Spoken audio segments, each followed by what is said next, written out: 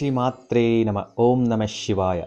ನಮಸ್ತೆ ಪ್ರಿಯ ವೀಕ್ಷಕರಿ, ಮಹಾಯೋಗಿ ಜ್ಞಾನ ತಾಣಕ್ಕೆ ತಮ್ಮೆಲ್ಲರಿಗೂ ಆತ್ಮೀಯ ಸ್ವಾಗತ. ಈ ವಿಡಿಯೋದಲ್ಲಿ ವಿಶೇಷವಾಗಿ ಮಿಥುನ ರಾಶಿಯವರಿಗೆ 2026 ವರ್ಷ ಹೇಗಿರುತ್ತೆ, ಏನೆಲ್ಲ ರಾಶಿಗಳನ್ನು ಹೊತ್ತು ತಂದಿರುತ್ತೆ, ಏನೆಲ್ಲ ಫಲಗಳು ಬರ್ಬೋದು ಅನ್ನೋದನ್ನ ವಿಸ್ತಾರವಾಗಿ ತಿಳಿಸ್ಕೊಡ್ತೀನಿ. ವಿಡಿಯೋ ಕೊನೆಯವರೆಗೂ ಮಿಸ್ ಮಾಡದೆ ನೋಡಿ. ನಾನು ನಿಮ್ಮ ಆಧ್ಯಾತ್ಮಿಕ ಜೊತೆಗಾರ ರಮೇಶ್ ಸಣ್ಣಸ್ವಾಮಿ. ಮಿಥುನ ರಾಶಿಯವರಿಗೆ ವರ್ಷದ ಪ್ರಾರಂಭದಲ್ಲೇ ತಮ್ಮ ದೇಹದ ಬಗ್ಗೆ, ತಮ್ಮ ವ್ಯಕ್ತಿತ್ವದ ಬಗ್ಗೆ, ತಮ್ಮ ಸೆಲ್ಫ್ ಐಡೆಂಟಿಟಿ ಬಗ್ಗೆ, ನಾನು ಯಾರು, ನನ್ನ ವ್ಯಕ್ತಿತ್ವವೇನು, ನನ್ನ ಸಮಾಜದಲ್ಲಿ ತನ್ನ ಅಸ್ತಿತ್ವವೇನದು ಯೋಚನೆ ಆಗಲಿಕ್ಕೆ ಶುರುವಾಗುತ್ತೆ. ಯಾಕೆ ಅಂತ ಹೇಳಿದರೆ, ಗುರು ಲಗ್ನದಲ್ಲೇ ಸಂಚಾರ ಮಾಡ್ತಾ ಇದ್ದಾರೆ. ಸೊ ಲಗ್ನದಲ್ಲಿ ಇದ್ಕೊಂಡು ತಮ್ಮನ್ನು ತಾವನ್ನ ಎಕ್ಸ್ಪೋಸ್ ಮಾಡ್ಕೊಳ್ಳಿಕ್ಕೆ, ತಮ್ಮನ್ನು ತಾವನ್ನ ವೃದ್ಧಿ ಮಾಡ್ಕೊಳ್ಳೋದು, ತನ್ನ ವ್ಯಕ್ತಿತ್ವದಲ್ಲಿ ವೃದ್ಧಿ ಮಾಡ್ಕೊಳ್ಳಿಕ್ಕೆ ಹೊಸ ಹೊಸ ಸ್ಕಿಲ್ ಕಲಿಯೋದು, ಹಾಗೆ ದೇಹದ ಬಗ್ಗೆ ಗಮನ ಕೊಡೋದು. ಜಿಮ್ಮಿಗೆ ಹೋಗ್ತಾರೆ ತುಂಬ ಜನ, ಹಾಗೆ ಯೋಗ ಮಾಡೋದು, ವಾಕಿಂಗ್ ಮಾಡೋದು, ಈ ರೀತಿಯಾಗಿ ಆರೋಗ್ಯದ ಬಗ್ಗೆ ಜಾಸ್ತಿ ಗಮನವನ್ನು ನೀವು ಕೊಡ್ತೀರಾ. ಹಾಗೆ ಜೂನ್ 2ನೇ ತಾರೀಕು ನಂತರ ನಿಮಗೆ ಗುರುಬಲ ಬರ್ತಾ ಇದೆ. ಗುರು ಧನಸ್ಥಾನಕ್ಕೆ ಹೋಗ್ತಾ ಇದ್ದಾರೆ, ಕುಟುಂಬ ಸ್ಥಾನಕ್ಕೆ ಹೋಗ್ತಾ ಇದ್ದಾರೆ. ಅಂದರೆ ನಿಮಗೆ ಆದಾಯದಲ್ಲಿ ನಿಮಗೆ ವೃದ್ಧಿ ಆಗ್ತಾ ಹೋಗುತ್ತೆ. ಮನಿ ಇನ್ಫ್ಲೋ ತುಂಬ ಚೆನ್ನಾಗಿರುತ್ತೆ. ಹಾಗೆ ಕುಟುಂಬ ವೃದ್ಧಿ ಆಗುತ್ತೆ. ಕುಟುಂಬದಲ್ಲಿ ಹೊಸ ಸದಸ್ಯರ ಆಗಮನ ಆಗ್ಬೋದು. ಕೆಲವರಿಗೆ ಮಿಥುನ ರಾಶಿಯವರಿಗೆ ಗುರು ಲಗ್ನದಲ್ಲಿದ್ದು ಸಪ್ತಮ ಭಾವದಲ್ಲಿ ದೃಷ್ಟಿ ಮಾಡ್ತಾ ಇರಬೇಕಾದ್ರೆ ನಿಮಗೆ ಆಫರ್ಗಳು, ಪ್ರಪೋಸ್ಗಳು ಬರ್ತವೆ. ಸೊ ಅದು ಒಂದ್ಸಲ ಗುರುಬಲ ಬಂತು, ಕುಟುಂಬ ಸ್ಥಾನಕ್ಕೆ ಕಟಕ ರಾಶಿಗೆ ಹೋದಾಗ ನಿಮಗೆ ಒಂದು ವಿವಾಹ ಆಗುವ ಸಾಧ್ಯತೆ ಜಾಸ್ತಿ ಇರುತ್ತೆ. ಹಾಗೆ ಯಾರು ಗಾಯನ ಕ್ಷೇತ್ರ, ಉಪನ್ಯಾಸ ಕ್ಷೇತ್ರ, ಆಹಾರ ಕ್ಷೇತ್ರ, ಆಭರಣ ಕ್ಷೇತ್ರಗಳಲ್ಲಿ ಯಾರ್ಯಾರಿದ್ದೀರಾ ಮಿಥುನ ರಾಶಿಯವರಿಗೆ, ನಿಮಗೆ ಅತಿ ಹೆಚ್ಚಿನ ಲಾಭವನ್ನು ನೀವು ಜೂನ್ ನಂತರ ನೀವು ನೋಡ್ಬೋದು. ಖಂಡಿತ ನಿಮಗೆ ಲಾಭ ಅನ್ನೋದು ಸಿಗುತ್ತೆ. ಹಾಗೆ ಶನಿ ನಿಮಗೆ ಕಾರ್ಯಕ್ಷೇತ್ರದಲ್ಲಿದ್ದಾರೆ. ಈ ಒಂದು ಕಾನ್ಫ್ಲಿಕ್ಟ್ ಏನಂದರೆ, ಗುರು ನಿಮ್ಗೆ ಕೊಡ್ತಾ ಹೋದರೆ ಶನಿ ಕೊಡೋದಿಲ್ಲ, ಡಿಲೇ ಮಾಡ್ತಾರೆ. ಇನ್ಸೆಕ್ಯೂರಿಟಿ, ಭಯ, ಇವೆಲ್ಲದಕ್ಕೂ ಶನಿ ಕಾರಕ ಆಗಿರೋದ್ರಿಂದ ದಶಮ ಸ್ಥಾನದಲ್ಲಿ, ಅದು ಕಾರ್ಯಕ್ಷೇತ್ರದಲ್ಲಿ ನೀವು ಎಷ್ಟೇ ಕೆಲಸ ಮಾಡಿದ್ರೂ ನಿಮ್ಮ ಮೇಲಿನ ಅಧಿಕಾರಿಗಳನ್ನ ನೀವು ಏನು ಮಾಡೋಕ್ಕಾಗಲ್ಲ, ಸೈ ಎನ್ಸ್ಕೊಳ್ಳೋಕ್ಕಾಗೋದಿಲ್ಲ. ನೀವು ಎಷ್ಟೇ ಮಾಡಿದ್ರೂ ನೀವು ಮಾಡಿಲ್ಲ ಅಂತಲೇ ಹೇಳ್ತಾರೆ.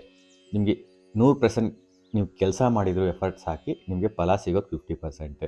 ಹಾಗೆ ವ್ಯವಹಾರದಲ್ಲಿ ಯಾರಿದ್ರೆ ಅವ್ರಿಗೂ ಅಷ್ಟೇ, ನೀವು ಎಷ್ಟೆಲ್ಲ ಪ್ರಯತ್ನ ಮಾಡ್ತೀರಾ, ಕೊನೆಗೆ ನೋಡಿದರೆ ಸಿಗೋದು 50% ಲಾಭನೇ.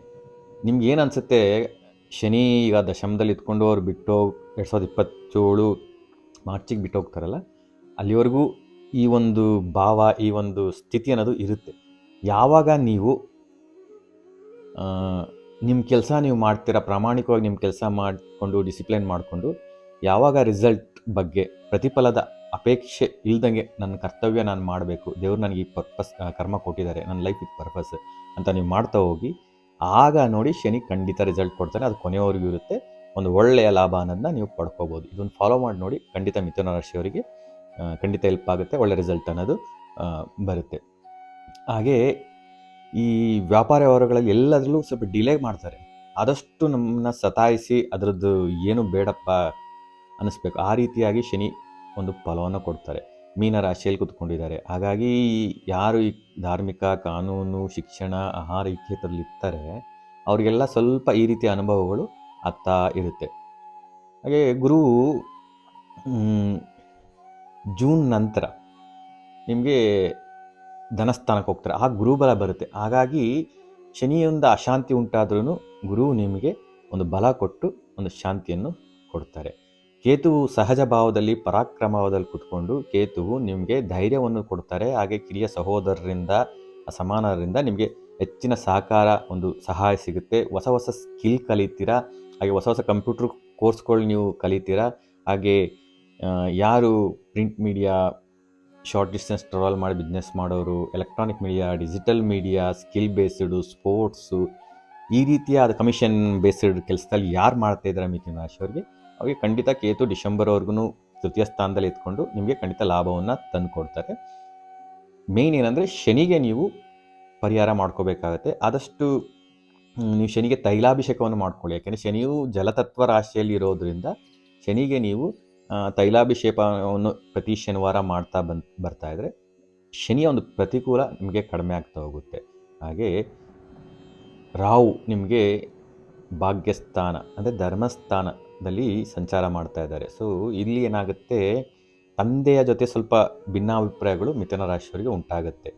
ನಿಮ್ಮ ಯೋಚನೆಗಳಿಗೂ ಅವರ ಯೋಚನೆಗಳಿಗೂ ಟ್ಯಾಲಿ ಆಗೋದಿಲ್ಲ, ಭಿನ್ನಾಭಿಪ್ರಾಯಗಳು ಉಂಟಾಗುತ್ತೆ. ಹಾಗೆ ಅವರ ಆರೋಗ್ಯದಲ್ಲೂ ಸ್ವಲ್ಪ ವ್ಯತ್ಯಾಸ ಆಗುತ್ತೆ. ನೀವು ಡಯಾಗ್ನೈಸ್ ಮಾಡ್ಸೋಕೆ ಹೋಗ್ತೀರಾ, ಬಟ್ ಡಯಾಗ್ನೈಸ್ ಆದ್ರೂ ಸರಿಯಾದ ರೋಗ ಯಾವುದು ಅಂತ ಪತ್ತೆ ಆಗಲ್ಲ, ನಿಮಗೆ ತಲೆ ಕೆಟ್ಟೋಗುತ್ತೆ. ಸೊ ಸ್ವಲ್ಪ ಗುರುಬಲ ಬರೋವರೆಗೂ ನೀವು ಕಾಯಬೇಕಾಗತ್ತೆ. ಜೂನ್ ನಂತರ ನಿಮಗೆ ಸ್ವಲ್ಪ ಆ ಒಂದು ತಂದೆ ಆರೋಗ್ಯದಲ್ಲಿ ಗಣನೀಯವಾದ ಒಂದು ಬೆಳವಣಿಗೆ ಅನ್ನೋದು ನಿಮಗೆ ನೋಡಲಿಕ್ಕೆ ಸಿಗುತ್ತೆ.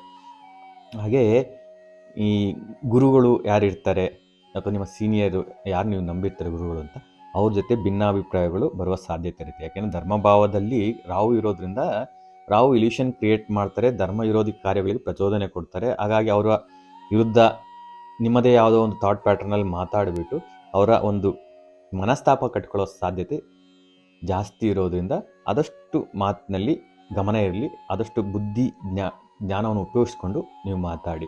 ಹಾಗೆ ಅದರ ಇನ್ನೊಂದು ಏನಂದರೆ, ಈ MNC company, electronics and electrical department, foreign related ಕೆಲಸ ಮಾಡೋರು, ಫಾರಿನಲ್ಲಿ ಕೆಲಸ ಮಾಡ್ತಿರೋರಿಗೆ ಖಂಡಿತ ರಾಹು ಒಳ್ಳೆ ಯಶಸ್ಸನ್ನು ತಂದುಕೊಡ್ತಾರೆ.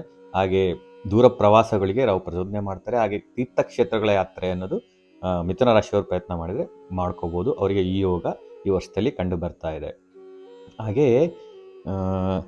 ನೀವು ರಾಹುವಿಗೆ ಮುಖ್ಯವಾಗಿ ದುರ್ಗಾ ಬೀಜ ಮಂತ್ರವನ್ನು ಪಠನೆ ಮಾಡಿ, ಮತ್ತು ಪ್ರತಿ ಶುಕ್ರವಾರ ದೇವಿ ದೇವಸ್ಥಾನಕ್ಕೆ ಯಾವುದಾದ್ರು ಪಾರ್ವತಿ, ಮೇಯ್ನ್ ಪಾರ್ವತಿ, ದುರ್ಗೆ, ಕಾಳಿ ಈ ಥರ ಇರ್ತಲ್ಲ, ಆ ಥರ ದೇವಸ್ಥಾನಗಳಿಗೆ ಹೋಗ್ಬಿಟ್ಟು ನೀವು ಅರಿಶಿನ, ಕುಂಕುಮ, ಹೂವು ನಿಮ್ಮ ಕೈಲಾದನ್ನು ಕೊಟ್ಬಿಟ್ಟು ಅಲ್ಲಿ ಸ್ವಲ್ಪ ಹೊತ್ತು, ಒಂದು ಗಳಿಗೆ ಇಲ್ಲಾಂದರೆ ಒಂದು ಅರ್ಧ ಗಳಿಗೆ, ಅಂದರೆ 12 ನಿಮಿಷ ಅಲ್ಲಿ 20 ನಿಮಿಷನಾದರೂ ದೇವಸ್ಥಾನದಲ್ಲಿ ನೀವು ಕೂತಿದ್ದು ಬಂದರೆ ತುಂಬ ಒಳ್ಳೆಯದು. ಯಾಕೆ ಅಂತ ಹೇಳಿದರೆ ಆ ರಾಹುನ ಒಂದು ಇಲ್ ಎಫೆಕ್ಟ್ಸ್ ಏನಿರುತ್ತೆ ಅದು ಕಡಿಮೆ ಆಗ್ತಾ ಬರುತ್ತೆ.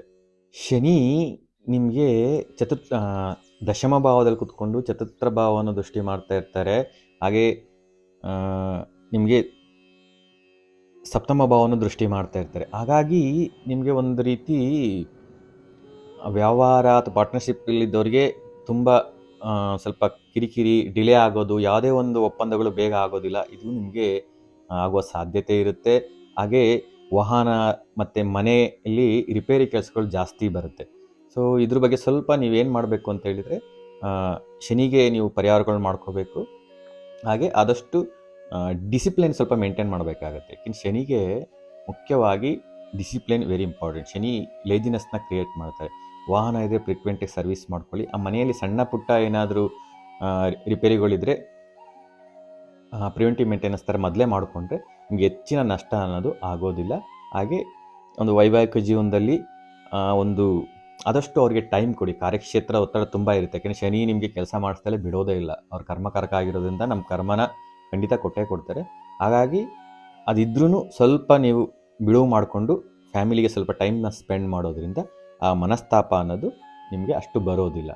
ಸೊ ಶನಿಗೆ ತೈಲಾಭಿಷೇಕ, ಹಾಗೆ ದುರ್ಗಾ ಬೀಜ ಮಂತ್ರವನ್ನು ಪಠನೆ ಮಾಡಿ, ಹಾಗೆ ಗಾಣಗಾಪುರ ಕ್ಷೇತ್ರಕ್ಕೆ ಹೋಗಿ ಬಂದರೆ ಖಂಡಿತ ತುಂಬ ಒಳ್ಳೆಯದು.